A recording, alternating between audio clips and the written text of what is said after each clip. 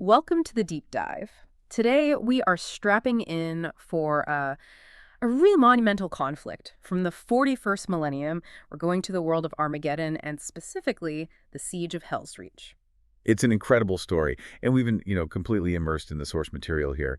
It's just this harrowing account of duty, of doubt, and just the sheer scale of what total war means in this universe. Exactly. We've pulled out what we think are the most painful and specific insights that really define this story. So if you're looking for a shortcut to understanding the strategic and maybe even the spiritual cost of fighting a war you know you can't win, this is your mission brief.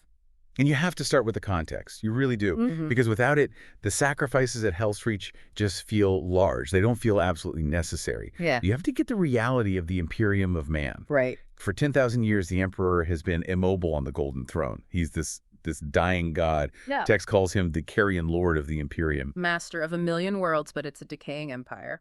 It is. And he's only kept alive by the sacrifice of 1,000 souls. Every single day.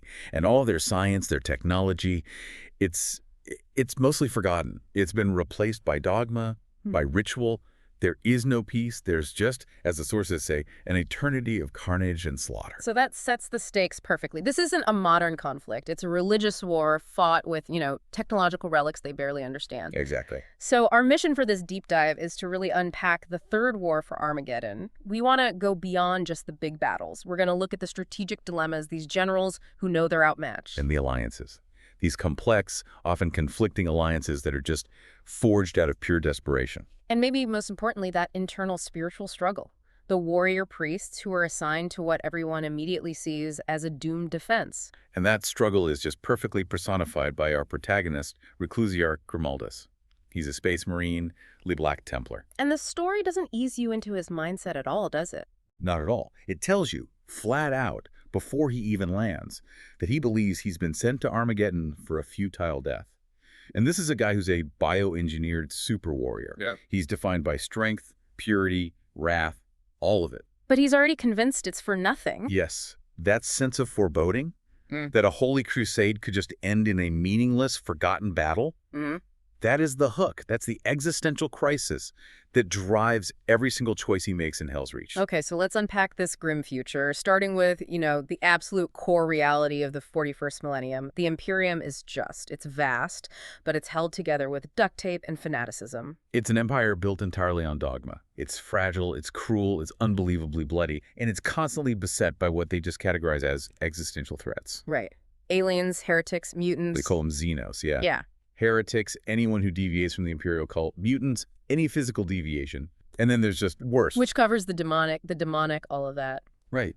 And holding it back are these supposedly inexhaustible armies, the Imperial Guard, billions of them, and the elite, the Adeptus Astartes, the Space Marines. But the source material is always saying they're barely enough. Just barely enough to stem the tide. It's a war machine that runs on ritual and faith because the actual scientific understanding of the machines, of the guns, of the ships, it's all lost. And the Black Templars are, in so many ways, the perfect distillation of that fanaticism. I mean, they're not just soldiers, are they? They're zealots. They're an extreme case, even for Space Marines. Their entire identity is the Eternal Crusade. They literally don't have a homeworld. They just live on their ships. Yeah, on battle barges, in fleet formations. They are dedicated body and soul to an unending war to forge humanity's mastership of the stars. They wear, and I love this phrase, the blackest of the black. It signifies their total devotion. And Grimaldus, as a Reclusiarch, he's not just a commander, he's a warrior priest. He's their spiritual guide. His job is to ensure the purity of their mission. And for them, fury isn't some dangerous emotion you have to control. It's a consecrated virtue. It's a fanatical sensation that flows through them like boiling poison, and it fuels their absolute commitment to destruction. So, okay, if fury is a virtue and doubt is heresy, where does Grimaldus's anxiety fit in? He gets his high command on their flagship, the Eternal Crusader, and it's here, surrounded by the pinnacle of their faith, that this sense of doom really solidifies for him. That anxiety is the engine of his entire story. The flagship itself, it's a statement. It's this charcoal black fortress monastery that's been slicing through space for 10,000 years of war. A literal piece of history. It is. And it's here that High Marshal Helbrecht formally promotes him. He makes Grimaldus the inheritor of his fallen master's mantle mordred, and he becomes the Reclusiarch of the entire Eternal Crusade. This should be his moment of ultimate glory. It should be. But he's just plagued by these secret torments. He feels unworthy. He has this deep gnawing sense of foreboding about dying pointlessly on Armageddon. He forces a smile because he thinks, if Mordred judged me worthy, I have to act like I am. That contradiction is fascinating. The external display of total devotion, but inside, this profound doubt. It's the first sign of the man he's going to become. And it's a doubt that, if he voiced it, would be heresy. Yet he has to suppress it to maintain that illusion of Templar zeal. But then, the strategic briefing right after his promotion, it just confirms all his worst fears. Absolutely. The report from General Kucherov, a hardened Imperial Guard leader, is just brutal. It's objective honesty. He tells the assembled commanders, human and Astartes, that the enemy green-skinned fleet, it's the largest xenos invasion force in the history of the Segmentum. Not just a big threat, unprecedented. A civilization-ending wave. And even with 50,000 Space Marines, billions of guardsmen, Kucherov just lays it out. Victory, if they even get it, will be nothing more than a conflict of bitter attrition. He just strips away any illusion of a glorious conquest. And the timeline for survival is shocking. They thought their orbital defenses might hold for 9 days. Best case, yeah, they are already resigned to losing control of the skies before the invasion has even properly hit the ground. And the voice that really drives this home is Commissar Sebastian Yarrick. He's this legendary figure, right? The hero of the Second War. He's the ultimate symbol of Imperial resistance. He's ancient, relying on crude bionics just to stand and speak. So when Yarrick, the old man, makes his prediction that Hades' Hive, a major city, won't survive the first week, everyone listens in polite silence. His word carries that much weight. It carries the weight of history. His cynicism isn't just a mood, it's a forecast based on bitter experience. He sets the expectation right there. Armageddon's already lost. Your job is just to die as well as you can. Which brings us to Grimaldus' reaction to his actual assignment, this visceral fury at being sent to Hellsreach. He sees the scale of this, he hears Yarrick, and he just desperately wants to be where the real fight is. His reaction is pure Black Templar dogma crashing into cold, hard reality. He pleads with High Marshal Hellsreach. He argues that leaving him to defend a filthy manufactorum hive is a denial of glory. It's a shame. He calls it an exile. Because for a Templar, glory is in the attack, in the decisive battles, not sitting in a factory town. Exactly. Defending a civilian center is, in his worldview, an administrative task, not a crusade. But Hellsreach is implacable. The decision is final. And Grimaldus is sent with just a small squad, Artarian, Priamus, and the others, to serve as inspiration, not as the main tactical force. Just to be a symbol. To inspire the human defenders to die well, but probably in a strategic sense, to die meaninglessly. That distinction, inspiration over strategy, is so critical. It forces him to value something that isn't just about personal, immediate glory. It does. In his final conversation with Artarian, before they land, it's the first time he actually says his despair out loud. Despite their whole philosophy being about attack and victory, Grimaldus admits he thinks the cost will be absolute no matter what. He tells Artarian the planet will burn regardless of our triumph or defeat. And his final line on it is so bleak. It's devastating. He says, win or lose, come the final day on Armageddon, those of us that still stand will realize no war has ever cost us so dearly. It's this admission that the invasion is so vast that even a theoretical victory leaves them as kings of a ruin, indistinguishable from defeat. And that's the mindset he takes down to Hellsreach. So Grimaldus and his squad arrive at Hellsreach, and they realize pretty quickly this city isn't a fortress. It's described as industrial scar tissue blighting Armageddon's face. What exactly is this place? Hellsreach is defined by its industry and its decay. It's a hive city, constantly rebuilding from the last 2 wars. And the atmosphere is just choked with sulfur with industrial pollution, so he has these constant corrosive downpours of acid rain. Awful. And who's in charge? Who does he have to work with? He has to integrate with the Armageddon Steel Legion. We meet Colonel Saren, who's a logistical micromanager, obsessed with the million numbers of everything. There's General Kucherov, who we met earlier, and then the frontline commander, Major Mordecai Reichen, who's dealing with the day-to-day reality of fighting in that sulfur-rich environment where even their armor corrodes. But the alliance, the command structure, is strained from the very beginning, not just tactically, but bureaucratically. It breaks down immediately. We get introduced to Adjutant Quinta Syria Tyro. She's supposed to be the high command liaison, coordinating all the forces. But she realizes her job is completely irrelevant. Why? Major Riken points it out to her. He says she's useless because the Space Marines, the Adeptus Astartes and the Titan Legio, they operate as systems outside and above the normal guard hierarchy. They just don't follow the chain of command. They don't care about it. They follow their own doctrines. Hmm. And this immediately gives Grimaldus the autonomy he needs to make these aggressive and later heretical choices. He knows the human command structure can't actually stop him. Let's talk about the Legio Invigilata then. The god machines. These aren't just tanks, they're ancient religious artifacts. For anyone who might be new to this, what is that relationship between the machine and its human commander? This is one of the most psychologically fascinating things in the entire setting. The Titans, these walking cathedrals of war, they represent the peak of Imperial tech. But almost all the knowledge of how they actually work is lost. It's been replaced by ritual and sacred lore. So you meet the crew? We meet Moderati Primus Velian Carsimir, who handles the more technical systems, but the true commander is Princeps Majoris Zarha, and she's known, chillingly, as the Crone of Invigilata. And Princeps Majoris is a title that indicates a terrifying level of integration with the machine, right? Absolutely terrifying. The rank means she has this deep, decades-long cognitive link. Zarha is an ancient, withered woman, 79 years old, and she has floated for all that time in this coffin-like tank of milky amniotic fluid, hardwired right into the Titan's semi-sentient core. The machine spirit. So she's basically a brain in a jar dedicated to this one machine. That's a good way to put it. And the psychological synthesis required is it's extreme. It goes way beyond just piloting. How so? It's terrifying because the machine spirit of a battle-class Titan like Stormherald, it's primal. It's semi-sentient. And Zara operates through this intense cognitive link, the MIU, to manage the Titan's powerful, blunt emotional state, its rage, its pride, what the text calls its blunt and primal advances. She has to undergo this continuous psycho-conditioning. She has to simulate a regression to the womb. What does that even mean?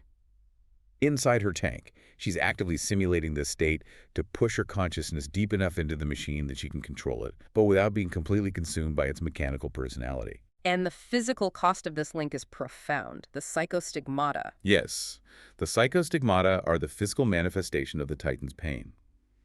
Her body is just a reflection of the machine's state. Her feet were surgically removed years ago because she'd never walk again. Her bones are brittle. But most chillingly, when the Titan takes damage, she internally hemorrhages. She has seizures. Her body mirrors the structural damage of Stormherald. She is literally the soul of the machine. Its wounds become hers. Which sets up the utter tragedy of what's coming for her. And despite all this sacred technology, all this sacrifice, the Orc invasion hits and it confirms all the worst forecasts. The estimate that the orbital fleet would last 4 to 9 days is just. Yeah. It's abandoned immediately. Fleet casualties are approaching 1 million souls in just a few days. The enemy is just too vast. And they start landing. They do.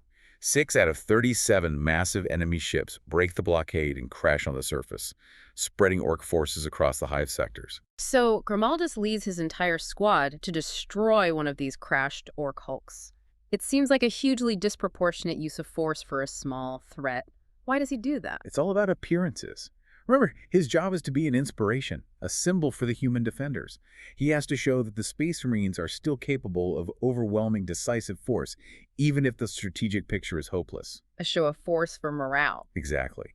The sheer brutality of their attack is designed to bolster the humans, and the battle itself really showcases the ruthless, cold nature of the Astartes. And we get that really unsettling moment where Grimaldus isn't focused on the tactics, but on the dying enemy itself. Yes, he's performing this intellectual dissection of the creature's misery. He's observing a dying Orc up close, and he's noting that while its nerves might be dead to pain, whatever passes for its soul knows how to suffer. And he concludes with this chilling simplicity for the Orc: defeat is pain. He sees him as completely alien, subhuman.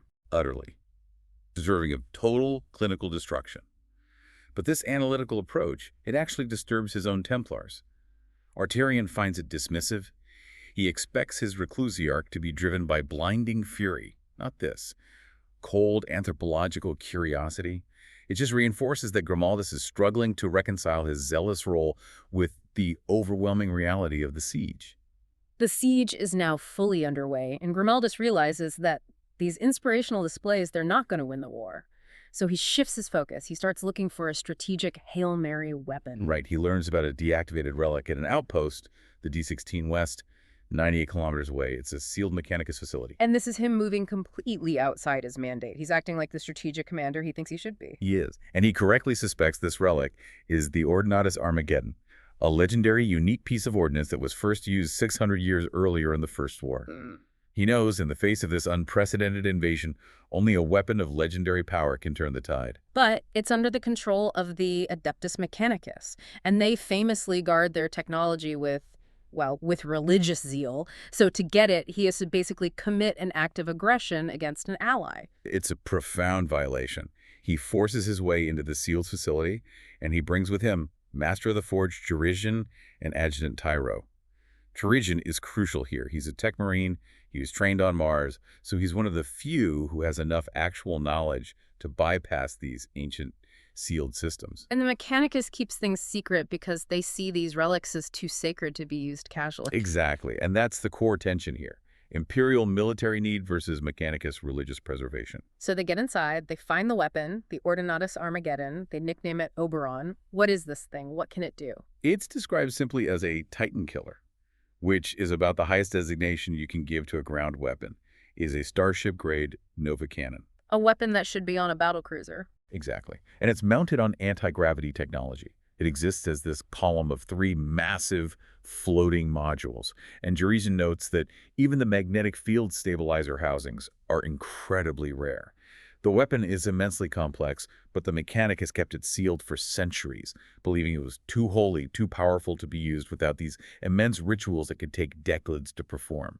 Its power is eclipsed only by the dogma surrounding it. Perfectly put. Which brings us to the core philosophical clash of the story. Grimaldus versus Princeps Majoris Zarha. He needs the Titan Legio's support, or at least for them to not interfere if he's going to use this thing. And this is the centerpiece confrontation. It's pragmatism versus blind faith. Grimaldus confronts Zara in Stormherald's command chamber where she's floating in her tank. And he doesn't open with diplomacy. No, he goes straight for intimidation. Pure Black Templar intimidation. He tells her, "I would tear you from your artificial womb and hurl you from the eye windows of your precious Titan, to die naked and alone on the cold ground."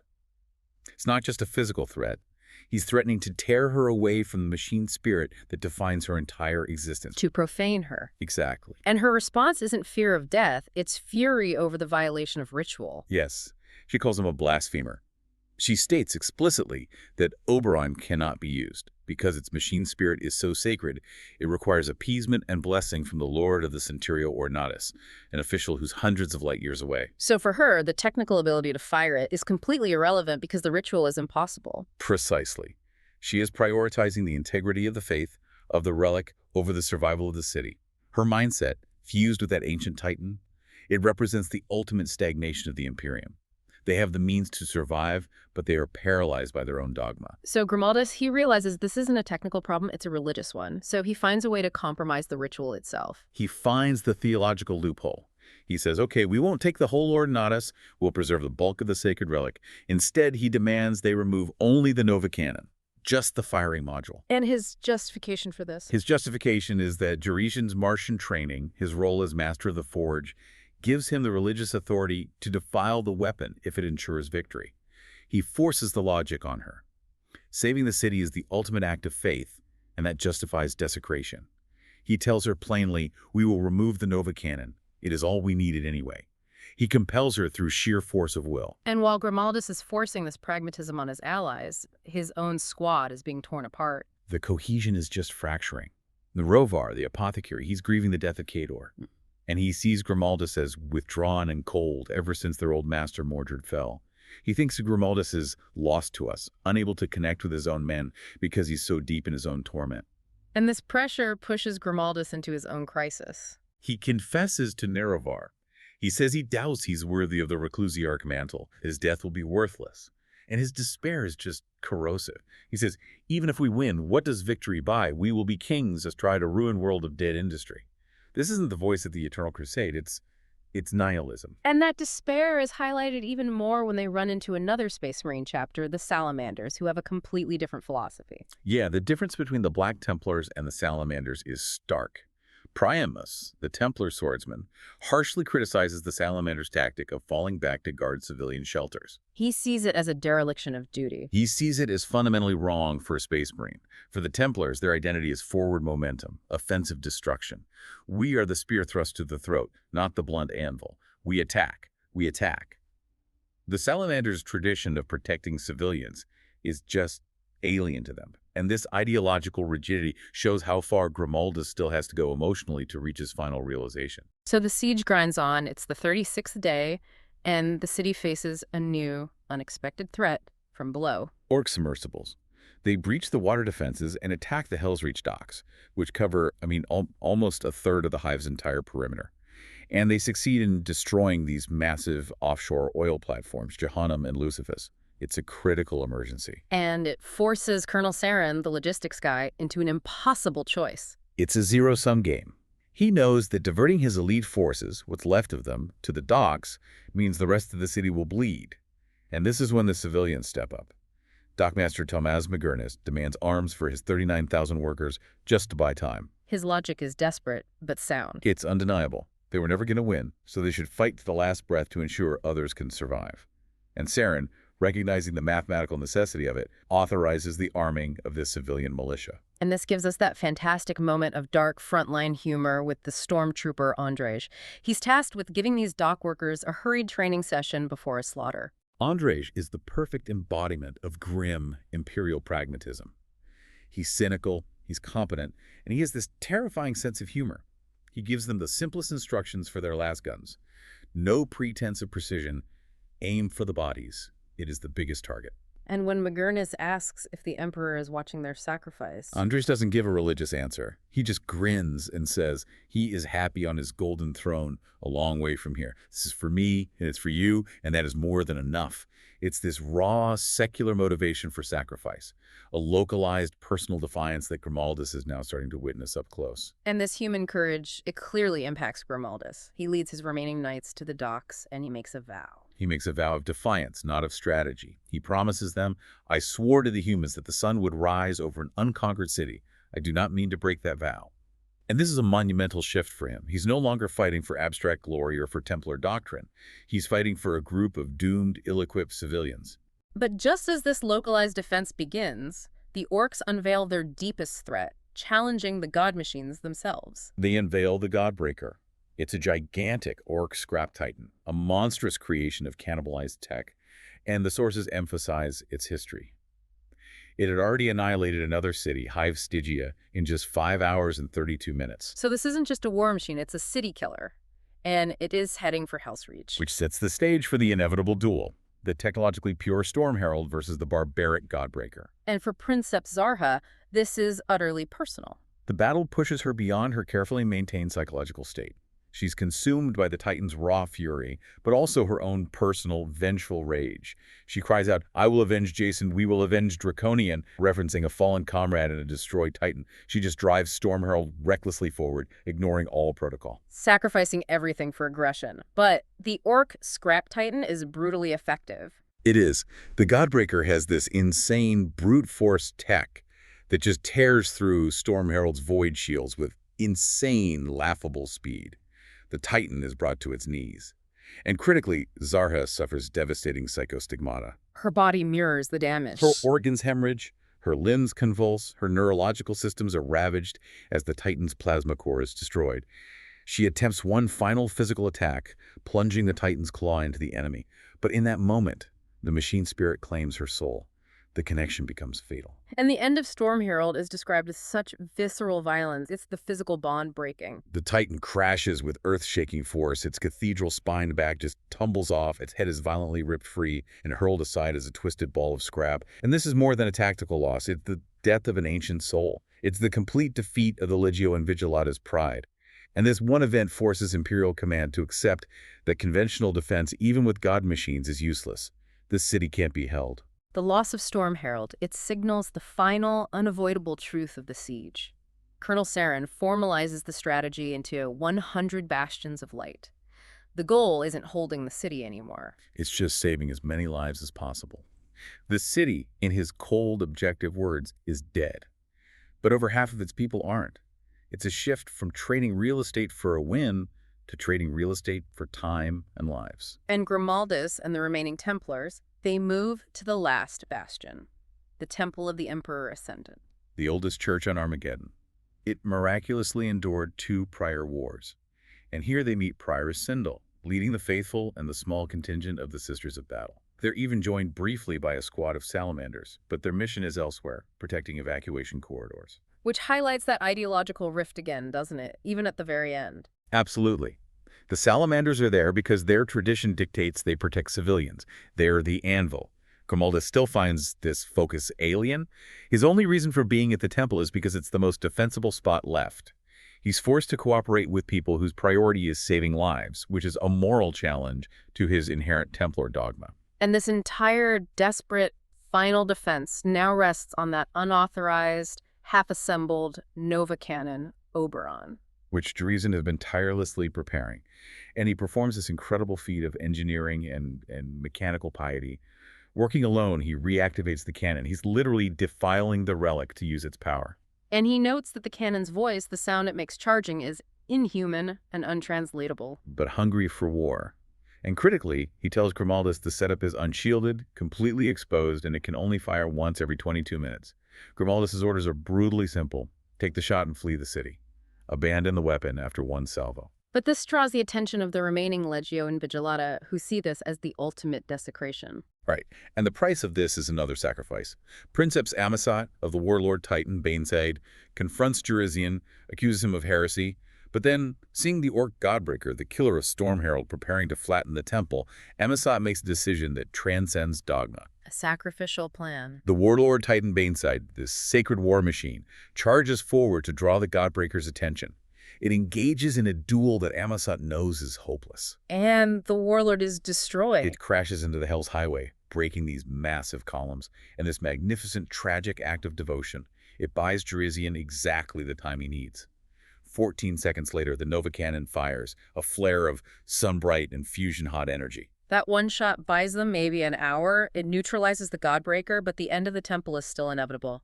We come to the absolute last stand in the courtyard. The chaos is absolute. The Templars, the Sisters of Battle, the human defenders, Major Reich and the surviving dock workers, they stand against this overwhelming force, and the Black Templars take catastrophic casualties. Bayard, the Emperor's champion, falls. Which spurs Grimaldus to lead a desperate charge to recover the sacred black sword. They cannot abandon that sword. It's a sacred responsibility that transcends survival. There Var, the apothecary, is grievously wounded. Priamus, the rigid believer in attack, is engulfed in chemical fire, screaming as he burns. But in the heart of this total loss, having lost his entire squad, Grimaldus has his final moment of clarity. He does. He sees the fleeing human families, and he counts it not as a failure, but as a small victory. He notes in his own thoughts that before this war, he never would have considered saving fleeing civilians a victory at all. And then he's driven to his knees. His armor shredded, and he's just laughing. Not maniacally, but with this profound, terrifying joy at the sheer, senseless madness of it all. It's a moment of existential acceptance just before the temple collapses and buries him and the last of his squad. They held the line just long enough, they lost the battle, but they secured a moral win. It's an incredible, brutal climax. And as the source material tells us, the planet-wide fighting is forced to stop. Not by imperial triumph, but because the planet itself intercedes. The season of fire. Volcanic activity chokes the ash wastes, and it forces both sides to just consolidate. The war Grimaldus wanted to end with glorious destruction is halted by the planet's own indifference. And Grimaldus is eventually clawed from the rubble, scarred but alive, the lone survivor. He is, and his final introspection comes weeks later, at a ceremony for the fallen. And he's observing the human survivors. He notes their resilience, the purity of their spirit, blesses the mind too small for doubt. He's struck by the image of Trooper Andrzej, the unscarred stormtrooper who just kept his competence and grim humor through everything, and the death of the priest, Asvan Tortellius. That priest's fate, it has a specific dark meaning for him, doesn't it? The text calls it a twisted poetry. It does. The fat priest, as he's called, survived everything. The fire, the orcs, the crushing rubble. He was pulled out alive, only to die 2 weeks later from a mundane heart problem. For Grimaldus, who has spent his life seeking the most glorious, meaningful death possible, this is a profound lesson in irony. The ultimate sacrifice was denied to a minor functionary, only for him to die of natural causes. It contrasts the noble, deliberate sacrifice of the Templars with the arbitrary nature of life and death. It suggests that how you die is ultimately irrelevant. Only the purpose of your actions matters. So after losing his master, his entire squad, his city, what is the final fundamental lesson Grimaldus takes from all this? How does he reconcile his dogma with the reality of what happened? He realizes the war was never about finding a glorious death, which is what he wanted. It was about a life lesson, taught by the sacrifice of the humans of Hellsreach. He honors his fallen comrades, Arterian, Priamus, all of them, and he fundamentally reevaluates his chapter's most sacred motto. What does he say? He tells the gathered crowd, "We are judged in life for the evil we destroy. It is a bleak truth. But we are judged equally for the illumination we bring to the blackest nights." And this is a profound departure from Black Templar doctrine. It changes everything. He accepts that the purpose of the crusade is not just to extinguish the darkness, but to create light for those who can't fight for themselves. The moral realization that he fought for the light, for the escaping civilians, not for personal glory, that is what saves him from his existential crisis. So he went to Armageddon seeking the glorious spear thrust, but was taught humility by becoming the blunt anvil guarding the weak. So when you're faced with inevitable defeat, is the true purpose of sacrifice to serve some grand strategy? Or is it simply to inspire those who survive? That is the ultimate question of Hellsreach, and it's why the text is so compelling.